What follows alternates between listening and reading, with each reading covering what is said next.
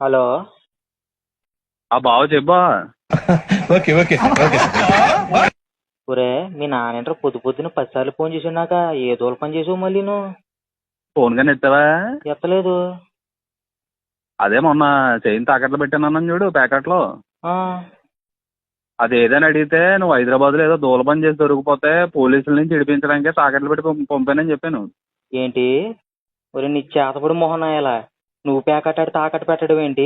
నేను పోలీసు దొరికిపోయాను మీ నాన్న చెప్పడం ఏంటి మధ్యలోను? ఈ దేవుడు సిగ్గు అనేది పెట్టలేదేంటి నీకు?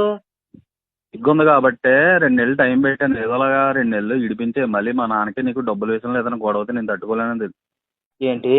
ఒరే నువ్వు పేకట్టాడు తాకట్టు పెట్టడం ఏంటి? నా అమ్మే చెప్పి మీ నాన్న నేను గొడవ పడ్డం ఏంటి మధ్యలోను? చచ్చిపోతాను. అయ్యి బాబు నాకు బీపీ వచ్చేస్తుంది అసలు. అది కాదు బావా, బీపీలు గట్రా తెచ్చుకుంటే ఈ వయసులో ఆరోగ్యానికి మంచిది కాదు. డైలీ నిమ్మరసం తాగు. ఒరే నిన్ను ఖచ్చితంగా చంపేస్తారా? నిన్ను ఖచ్చితంగా చంపేస్తాను చూడు.